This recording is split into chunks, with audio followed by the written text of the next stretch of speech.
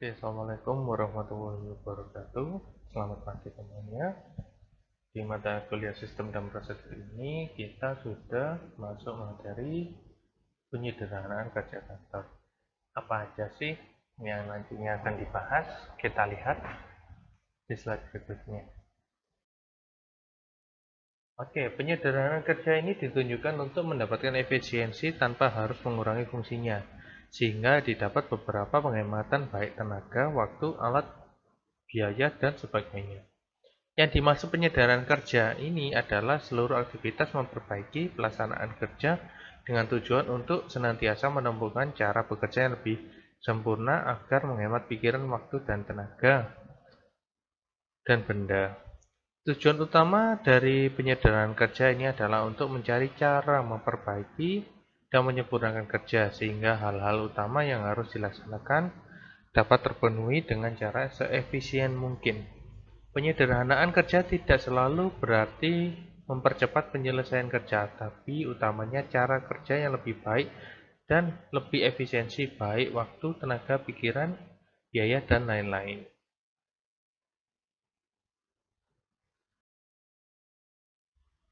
Langkah-langkah untuk melakukan proses penyederhanaan kerja yang baik yang menyangkut prosedur kerja maupun metode kerja. Yang pertama adalah meneliti pekerjaan kantor yang mana yang akan disederhanakan. Yang kedua adalah menganalisis pekerjaan kantor yang akan disederhanakan secara mendetail dan hati-hati. Yang ketiga adalah menanyakan sikap dan gerak dari setiap langkah pekerjaan kantor. Yang keempat adalah memikirkan cara perbaikan dan penyempurnaan pekerjaan kantor tersebut. Yang kelima adalah melakukan uji coba perbaikan dalam praktek apakah sudah tepat atau masih perlu ada perubahan. Uji coba ini dilakukan berulang sampai benar-benar yakin. Yang keenam adalah melakukan pengamatan terhadap sikap dan tanggapan petugas harus melakukan cara kerja yang baru tersebut. Yang ketujuh adalah melakukan analisis sikap dan tanggapan kalau menimbulkan masalah, dicari penyebabnya dan diusahakan pemecahan sebaik mungkin.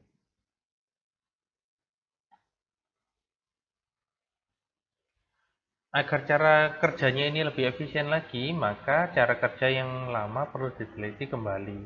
Dilakukan analisa baik terhadap metode kerja dengan memperhatikan yang pertama adalah adakah gerakan atau langkah yang berlebihan sehingga memerlukan waktu yang agak lebih lama. Yang kedua adalah adakah gerakan atau langkah-langkah yang sulit yang sebenarnya tidak diperlukan. Berikutnya adalah adakah penggunaan alat yang kurang praktis. Yang terakhir adalah adakah yang penggunaan ruang berlebihan.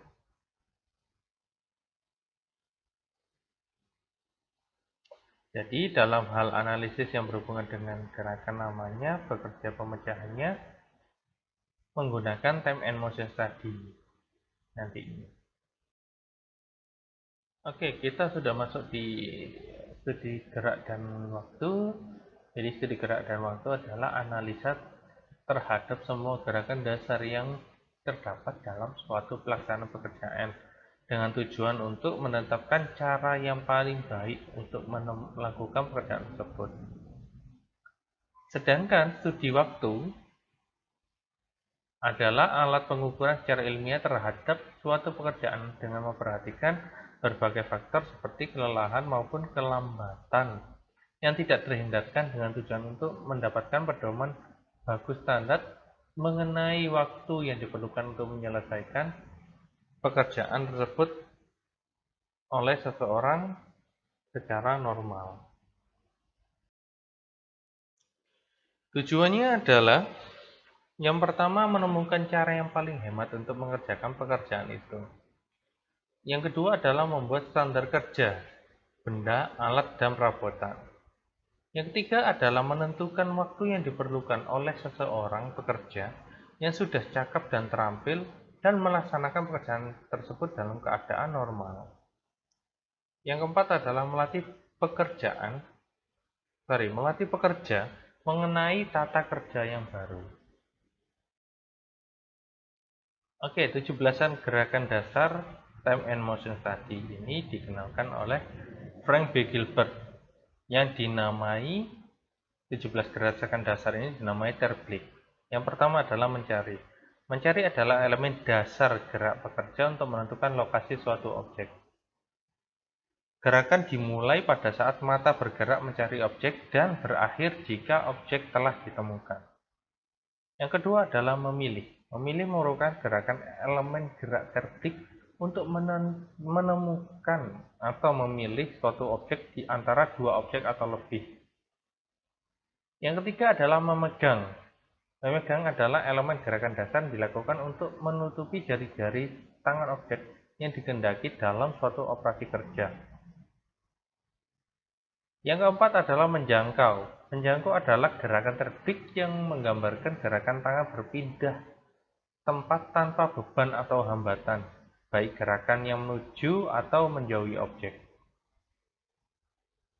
Yang kelima adalah membawa dengan beban. Membawa merupakan elemen perpindahan tangan, hanya saja di sini tangan bergerak dalam kondisi membawa beban atau objek. Yang keenam adalah memegang atau memakai. Elemen ini terjadi jika elemen memegang objek tanpa menggerakkan objek tersebut. Yang ketujuh adalah melepas. Elemen ini terjadi pada saat operator melepaskan kembali terhadap objek yang dipegang sebelumnya. Yang kedelapan adalah mengarahkan. Mengarahkan adalah elemen gerakan terblik yang terdiri dari menempatkan objek pada lokasi yang dituju secara tepat. Yang kesembilan adalah mengarahkan awal. Mengarahkan awal adalah elemen gerak paling efektif dari terblik yang mengarahkan objek ke suatu tempat sementara, sehingga pada saat kerja mengarahkan objek benar-benar dilakukan, maka objek tersebut dengan mudah dapat dipegang dan dibawa ke arah tujuan yang dikehendaki. Yang ke-10 adalah memeriksa. Elemen ini termasuk dalam langkah kerja untuk menjamin bahwa objek telah memenuhi persyaratan dan kualitas yang ditetapkan. Yang ke-11 adalah merakit. Merakit adalah elemen gerakan terblik untuk menghubungkan dua objek atau lebih menjadi satu kesatuan. Yang ke-12 adalah mengurai rakit. Di sini dilakukan gerakan memisah atau mengurai dua objek yang tergabung menjadi satu menjadi objek-objek yang terpisah. Memakai atau use. Memakai adalah gerakan efektif terblik di mana salah satu atau kedua tangan digunakan untuk memakai atau mengontrol suatu alat untuk tujuan-tujuan tertentu selama kerja berlangsung. Ke-14 adalah kelambatan yang tidak terhindarkan. Kondisi ini diakibatkan oleh hal-hal yang di luar kontrol dari operator dan merupakan interupsi terhadap proses kerja yang sedang berlangsung. Ke-15 adalah kelambatan yang dapat dihindarkan. Kegiatan ini situasi yang tidak produktif yang dilakukan oleh operator sehingga perbaikan atau penanggulangan yang dilakukan lebih ditunjukkan kepada operator sendiri tanpa harus merubah proses kerja yang lainnya. Ke-16 adalah merencanakan. Elemen ini merupakan proses mental di mana operator berhenti sejenak untuk bekerja dan memikirkan untuk menentukan tindakan apa yang harus dilakukan. Ke-17 adalah istirahat untuk menghilangkan lelah. Elemen ini tidak terjadi pada setiap siklus kerja, akan tetapi berlangsung secara periodik dan ini termasuk gerakan terblik yang tidak efektif. Prinsip-prinsip yang digunakan untuk menyusun gerak yang paling ekonomis. Yang pertama adalah penggunaan anggota badan. Yang pertama, sedapat mungkin kedua tangan akan memulai dengan menyelesaikan suatu pekerjaan dalam waktu yang sama. Yang kedua adalah sedapat mungkin kedua tangan tidak menganggur secara bersamaan kecuali pada waktu istirahat. Yang ketiga, dari gerak tangan hendaknya seimbang dan serentak. Yang keempat, gerak dari tangan dan tubuh sedapat mungkin merupakan gerakan yang serasi sehingga tidak menimbulkan gangguan pada kesehatan pada karyawan. Yang kelima adalah keseimbangan dari kecepatan dan ketepatan gerak selalu dijaga sehingga akan sesuai dengan jarak berturut pada tubuh karyawan. Yang tujuh adalah diutamakan menyusun gerakan yang lancar dan rata secara terus-menerus sehingga memudahkan karyawan untuk mempelajarinya. Yang kedelapan adalah gerak untuk memindah barang ini dilaksanakan dengan cepat dan semudah mungkin.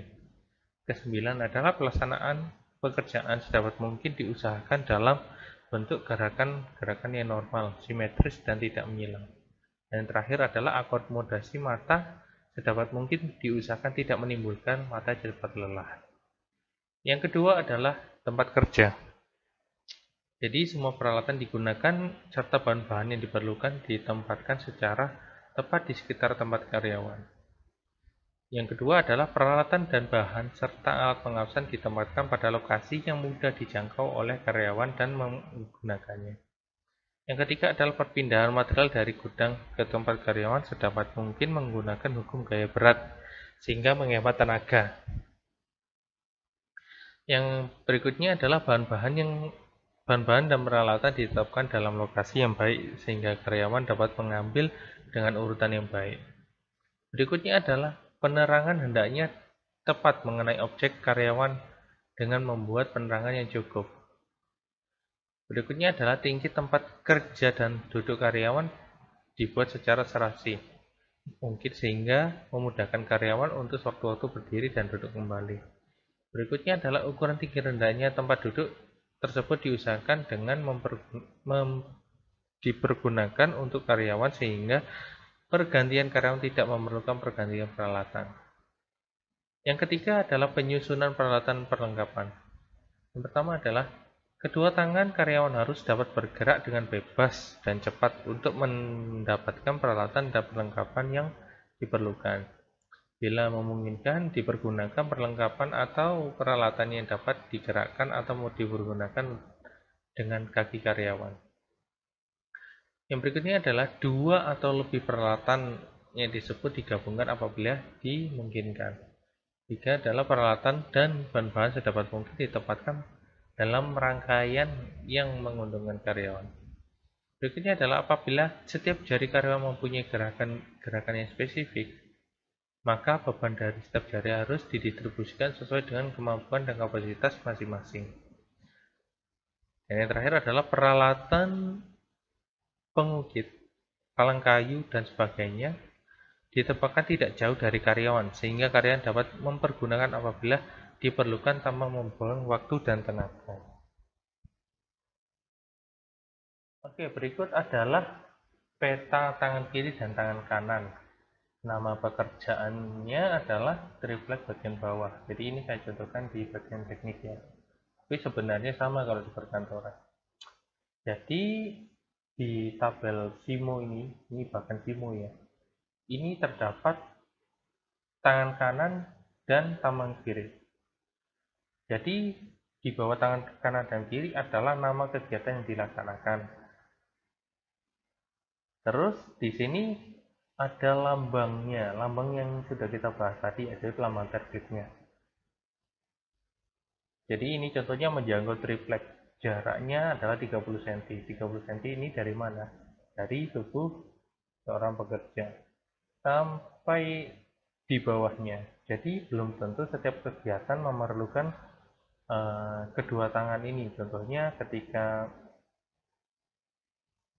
di menjangkau triplek, di bawah ini adalah ada contoh hanya menggunakan tangan kiri, sedangkan tangan kanan menganggur. Jadi setiap proses atau kegiatannya ini didokumentasikan dengan waktu. Ini satuannya detik ya. Terus kalau jarak biasanya pakai senti atau meter.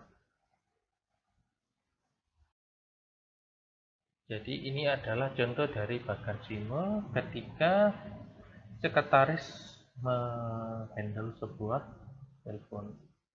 Coba dilihat dari tangan kiri dan tangan kanan di mana sih bebannya, apa saja sih yang harus dilakukan ketika mengangkat sebuah telepon.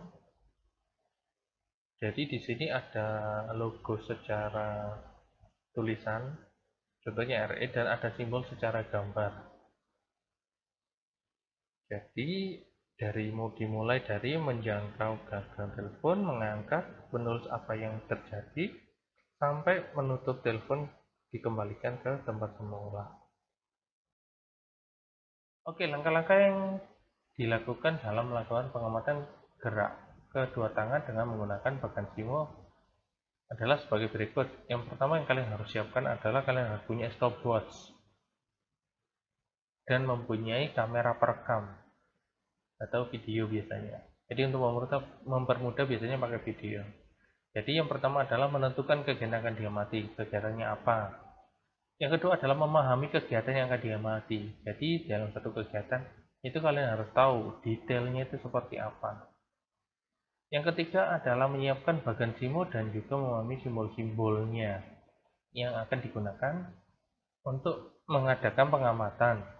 Dengan memahami simbol tata kegiatan ini akan membantu kalian dalam penelitian. Yang terakhir adalah menganalisa bagian simo yang telah disusun, kemudian mencari gerakan-gerakan kedua tangan yang tidak diperlukan atau kegiatan yang efisien setelah menyusun kembali bagian simo yang telah dilakukan perbaikan. Jadi dalam mempersingkat waktu atau mengefisiensikan pekerjaan setelah analisa tadi, maka dilakukan penyederhanaan waktu kerja. Yang pertama adalah mempersingkat waktu. Jadi 1, 2, 3, 4, 5 ini adalah suatu nama kegiatan yang dilakukan setelah analisa tadi. Jadi misalnya 1 membutuhkan waktu 10 detik, 2 membutuhkan waktu 10 detik, 3 membutuhkan waktu 10 detik. Jadi masing-masing punya waktu 10 detik. Dan setelah dilakukan pengamatan, ternyata di 1 bisa jalan cuma 5 detik.